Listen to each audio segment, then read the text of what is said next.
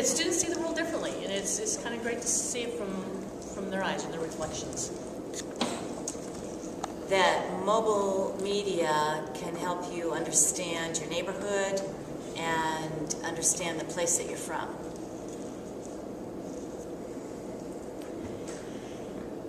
I think that students and everyone in the community is inspired and engaged in their community more when they see others participating and want to be a part of what's going on.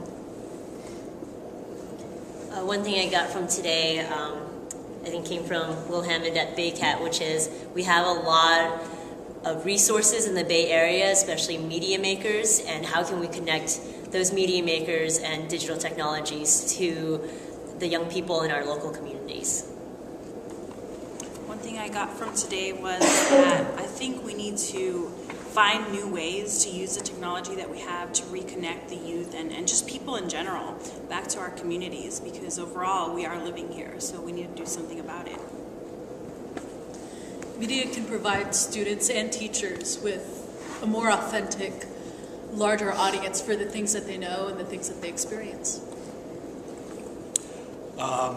Every time I attend an event like this, it strikes me and it reinforces the fact that a long time ago we started in education with an oral tradition. We moved to a printed text, and we're just talking about a new text. And we just need to learn how to make it more useful, because it probably is the most flexible, most engaging, most informative, most immediate text as yet developed.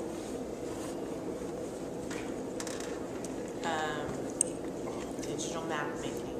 Heard it like 10 times tonight. I've had like 15 ideas already as to how to infuse it into the curriculum.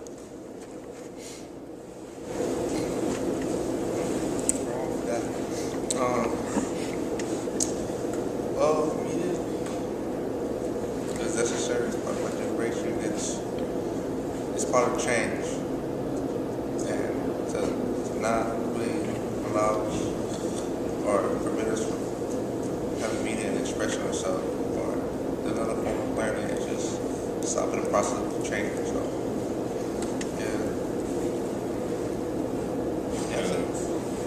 being able to capture the moment. You know how many times I want to show you guys in the backcountry, it's lovely. You guys love it. Just to show you how I feel, it's the best thing in the world. To see it, how I record it. Just capturing the moment. In fact, there was a lot of people actually back in the media, really wanted to push it in their curriculums. It was really cool to actually see that there's more people on our side about how we feel about technology, and instead of being all like, no, we shouldn't do this, we should actually help kids do this now because this is what is needed nowadays in the world. New technology is sort of stopped at the gates of the schools. It's time to get rid of the closed-circuit television and open up the communication to a wider audience. And curriculum needs to be dusted off and created into something more innovative and more engaging for students. The students seem to be genuinely interested in sharing their experiences using this technology in a way that helps other students learn how to do things also. So I was really impressed by that. How technology can help us share and communicate with other students, and how technology can help enrich our experiences and find a deeper purpose. There's also not just the students that are into what they're learning, but using technology, we can also share that with their friends and their family and whoever actually wants to listen. When it comes to technology, youth today, they feel like they can get a grasp of it and actually understand. And technology will also help youth to relate with other youth about topics anywhere when it comes to school or outside of school, just stuff like that. There was a great question at the end of our sharing circle about how to use this technology to actually make the teaching better, to change the delivery of the actual content. I thought that was really interesting because we spent most of the time talking about product, and I think there's a lot of room there in terms of how do you actually use this technology to teach, especially out on the field.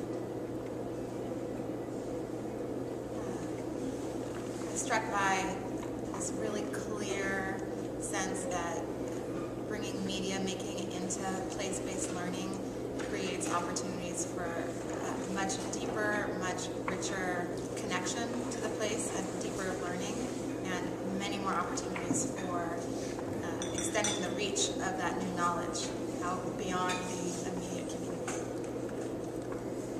I think I'm going to kind of piggyback on what Conrad said and just say that I think that we need to move away from focusing on the youth's technical literacy and how to engage it, because it's already there. They're consistently very literate, and I think what we really need to do is focus on how to help the adults and teachers in their lives understand how to best harness this technology and bring it into their teaching practice. I'm interested in how we can use place-based media to connect what we're doing to our immediate surroundings, to understand culture, language, life in the city that surrounds us by actually connecting the media to the places. Some important themes that came up several times were collaboration and shared experiences. And technology isn't really the challenge. We have the technology, people are doing amazing things. I think the challenge is how to inspire and encourage people to create something collaborative that's more than just the sum of its parts. I think that's where we really need to think about and be innovative there. What stood out for me is that the media making and place-based learning is a natural way of integrating learning in the various content areas to foster 21st century learning, and that the teachers really do need support not only in using technology to catch up to their students, but also going back to like a pedagogical shift. Like, how do I change the delivery of my instruction? And it's okay that if I'm teaching science that I'm integrating art and I'm integrating social studies. I'm not losing the rigor of that one content area. I'm actually enriching it. I just wanted to comment that we are actually all students and that we will hopefully never stop being students.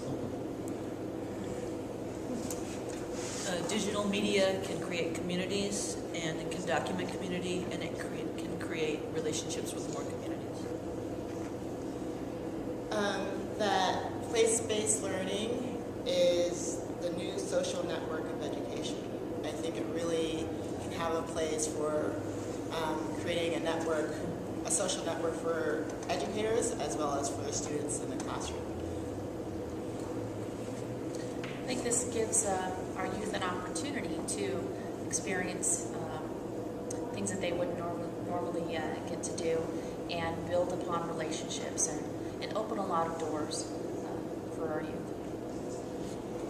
I think for me, one of the things I'm walking away with tonight is when you put a lot of adults in a room to talk about enhancing education and place-based media use or connection to community and engaging the community, how important it is to have youth at the table to voice their thoughts and feelings along the same lines, because it's them that we're trying to reach. So I guess I just want to say thank you, and also it's astounding once again to me what happens when you bring a group of people to the table and they show their generosity in thinking through problems for you. So I want to say thank you to everyone.